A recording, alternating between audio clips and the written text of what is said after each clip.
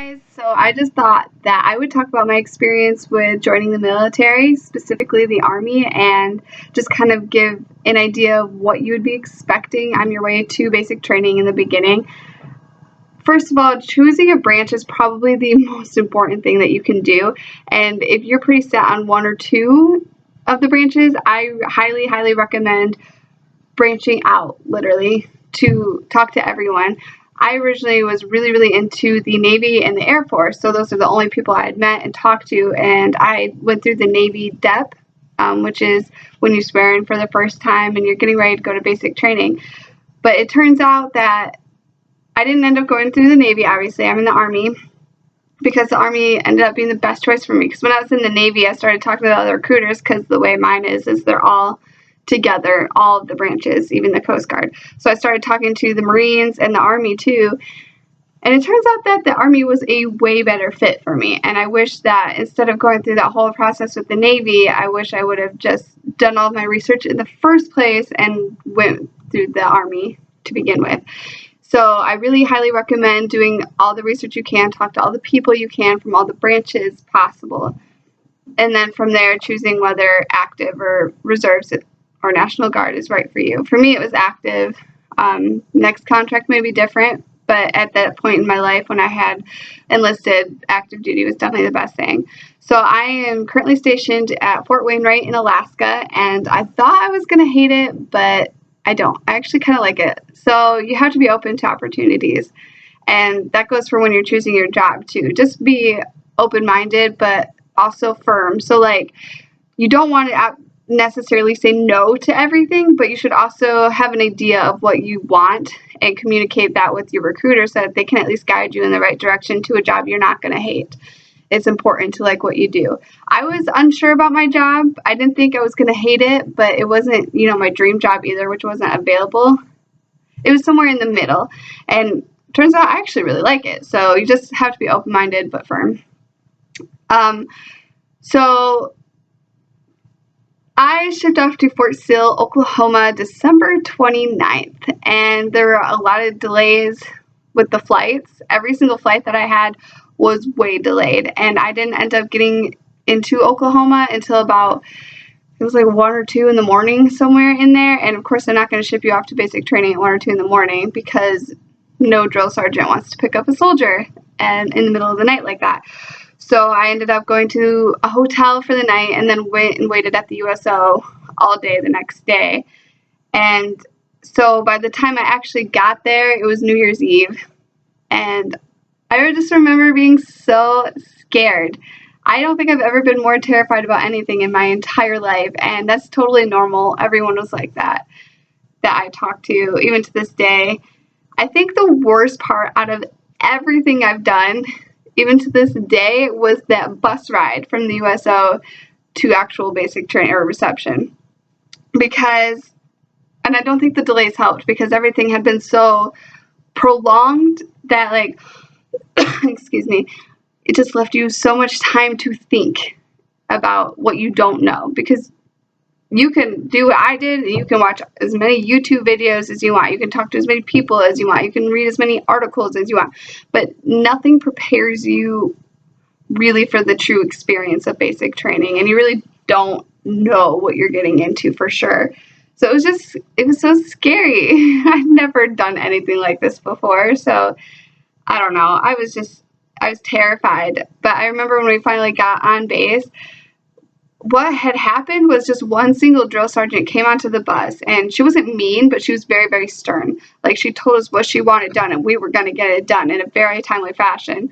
And I was sitting in the front of the bus, and so I was in the front for the instructions that she gave us, and we just had to grab our bags that were underneath the bus, in that little compartment, and we had to go run inside and be all dress and in a certain order that she had wanted. And so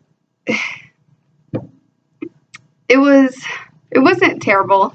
It wasn't as bad as what I was expecting of basic training. But looking back, it's like you weren't really in basic training yet. You're in reception, which is a totally different thing. When you get to basic training, the beginning is the worst part for sure. But we were very, very rushed. And I mean, that first night was pretty much just like briefings and filling out some paperwork. And you got like literally a 2-minute phone call to say, I made it to basic training. I'm all right. I love you. Goodbye. Turn in your phone. But the way reception worked was, it was annoying. It wasn't bad. It was just really, really annoying. You wake up at like 4:30 in the morning to go to breakfast chow, which at first is actually kind of, it's not stressful, but it's so different because you have to stand at parade rest, which you've never done before unless you're in ROTC or whatever. But you stand at parade rest in dead silence while you grab your food and eat in dead silence with your feet at the modified form of attention. And it's shocking because in the civilian world, you know, you don't eat like that. Who eats in dead silence with their feet together? Nobody. So it was more of a shock than anything. And then, so after breakfast chow, and you only get 10 minutes to eat. But even though it's hard at first, I mean, towards the end, I remember sitting towards the end of basic training after like 5 minutes, and I'm like, oh my gosh, we still have 5 minutes? This is such a waste of time. Like, why are we getting 10 whole minutes to eat? So you adjust pretty quickly. But anyways, after you eat your chow, you go on a bus ride over the tracks in Fort Sale. I don't know how it works in the other locations. I'm sure it's very similar to this big old hall where you do all of your in-processing. Now, you're going to in-process every time you PCS to a different station or every time you move to a different station. It just so happens that this one is so long and vigorous because you're not in any system in the military yet. So you have to go through dental and immunizations, the peanut butter shot, which I'm sure you've heard about. It's in your butt. You go through audiology, optometry, you do your financial stuff, blood work, you know, everything. And you do a ton of paperwork while drill sergeants are yelling at you because you can't do anything right. You're just a private who has never been in the military before, more than likely. So it's really more annoying than anything. And I mean, you get lunch breaks, which is actually quite frustrating because the lines are so long because so many people are in processing and so much needs to be done, and they're trying to break you at the same time, so they're taking time out to yell at you. Everything just takes so long. So there'd be a lot of times where you'd be waiting. You'd get to the front line, and then they would break for lunch, and you'd be like, are you serious? I'm right here. Can we just do this? I will eat later. But, you know, you don't get a choice. So yeah, if anything, reception is just annoying. And you get your uniform and stuff. When I was there, since it was over the holidays, it was a little chaotic. It shouldn't be like that if you decide to go at a different time, but it was very chaotic. We only got to wear PTs, and it was like negative 15 degrees out. So we were all freezing. I'm surprised nobody got frostbite. I mean, later on in basic training, a couple people got frostbite, but it's amazing that we didn't in our PTs. It took a long time to get like our ACUs and our camelbacks and stuff like that and our boots. You know, it was just crazy. You don't really get smoked at reception, so if that's something that you're worried about, you shouldn't worry about it. I think we did like 30 push-ups the entire time when I was in reception. I'm sure there's some sort of TRADOC regulation against it in case, you know, for whatever reason you go home. I don't know. I have no idea why you don't get smoked in reception. But once you get to the actual basic training, which should take about a week, for us it was like 2 weeks again because of the holidays, but it's different. And I still remember perfectly clear to this day the first time I ever saw my drill sergeants that were going to be my drill sergeants for basic training, because they're different at reception and basic because they come to get you, but you actually have to carry all of your stuff, and we had to run with everything over to our new home, which does become home. It does at the end, but it was so terrifying. They were all screaming at us, and they were dropping us. I've never done more push-ups in my entire life than I did in the first week of basic training. It was crazy, and I was prepared to do push-ups. I had the second highest PT score in all of basic training, so you know I was in pretty good shape, and it still killed me. I mean, don't worry about it because it is what it is, but the first week of basic training, besides getting dropped and everyone wanting to quit all week, is death by PowerPoint, which I kind of think is part of what makes it so horrible, because all you're doing is sitting there learning about nothing important while getting screamed at all the time, and you're exhausted, and you're sitting in a heated room, which makes you feel like you're going to pass out. I don't know. The death by PowerPoint just did not help.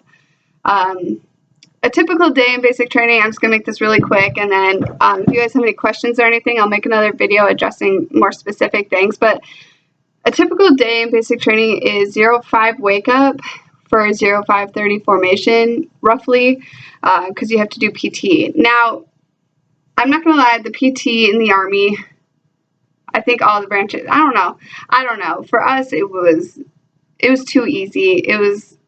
It's too easy. If you struggle with push-ups and sit-ups, then I highly recommend doing it at night in your barracks. Work on your push-ups, do some tricep dips, sit-ups, Russian twist, stuff like that. Because the PT in the morning is not going to do it. I wouldn't worry so much about the running if you struggle with running. Obviously, work on it before you get in, but what they're going to do is an assessment. I think it was in the first week, maybe in the second week, something like that. They do an assessment, which isn't quite a PT test, but they just want to gauge where you're at, and they put you into running groups, and those running groups will help a lot. And plus you're rucking and stuff all the time, so your leg muscles and your endurance will just naturally build while you're in basic training. So I wouldn't really worry about that so much. But push-ups and sit-ups definitely work on your own. The only times you don't do PT is if you have something going on like combatives, something that's pretty rigorous on your body. Which is awesome because you have to sleep in just a little bit. Like you'd get to wake up at like 0-5-30, 0-6, whoa. Which in basic training is pretty awesome. And, combatives and stuff like that, and bugles, it's fun. So after PT, you go to breakfast, chow. It's still 10 minutes to eat in basic. But like I said, it feels like you have to shovel all this food into your mouth at first. But, towards the end, people were leaving after a couple minutes because you learn to eat so fast that 10 minutes ends up being too long. I swear it happens. And when you get to AIT and even for a little bit after, you find that you naturally eat your food in 10 minutes. It's pretty crazy. I have to purposely eat slow if I go out to eat with my civilian friends or family or whatever, because I'm like, oh, this is taking a while. But after breakfast chow, you usually do whatever training it is that you're doing, whether it's weapons or the treadmill tower, gas chamber, whatever it happens to be. So you're going to do that all day, and usually you'll eat MREs for lunch. And my favorite thing personally was the gas chamber. I don't know why. I just thought it was fun, and it was at the beginning too. So I think it was kind of the bonding moment for all of us to see each other go through that. And we did have a panicker. I don't know. I liked it, and it was a real bonding moment for us. And it was just the first time you feel like you can do you're going to make it through. Or that's where my point was. Everyone has their own, but you do ruck marches. You ultimately do, it's about 10 or 11 miles, depending on the route your drill sergeants take you on, which base you're on and stuff, but it's about 10 or 11 miles. Ours was cool. My battery's the only one I know that did this out of everyone I've ever talked to in the military, but we went through a river. We literally rucked through a river, and so every ruck is different. I thought it was really, really fun.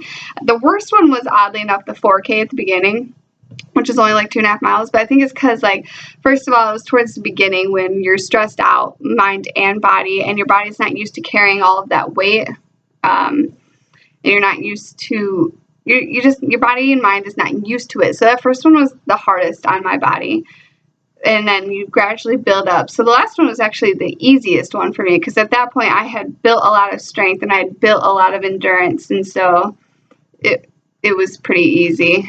Plus you get breaks every hour, a 5-minute break for people to, go into the woods to go to the bathroom. But yeah, so you're doing a bunch of different stuff, and sometimes you have night training, so that'll alter your day a little bit, but in general, you're up at about 5, and you go to bed. Lights out is 09 on a typical day, right after a mail call. Now, mail and free time works different depending on your battery, your company, platoon even. My platoon, we didn't get free time. Whereas other people I've talked to in the Army really did get that full hour, if not more, once in a while. We never had that. That was the time for our drill sergeants to smoke us for our mail. And some people didn't get smoked at all from the mill. And then phones are also totally dependent on your platoon. We got phones, it was like halfway through. It was like week 4 or 5 on Sundays we started getting phones, but it was only for 10 minutes. He always said it was like 15, but we never got that much time.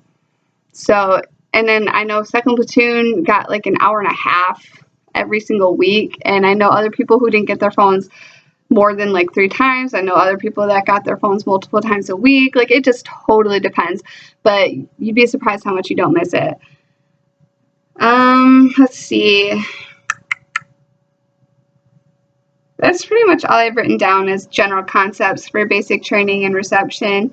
Again, I joined for a lot of little reasons, and it worked out very, very well. I'm very happy with my decision, and I really like being in Alaska.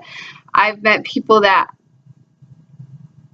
are absolutely amazing, and it's so crazy because I have friends in college still, and I have friends who are in Afghanistan, and I never would have assumed that I'd be someone who would be able to assemble and disassemble a rifle or be able to shoot it with accuracy. And I never thought that, like, I would survive staying on a field for an extended period of time. And it just gives you a confidence that you just didn't know that you had. And I wouldn't trade that for anything. But like I said, this is just supposed to be kind of a general overview why I joined and what you kind of expect. If you have any specific questions, I will make another video or just answer it in the comments below. So thank you guys for watching. I hope it helped. Bye.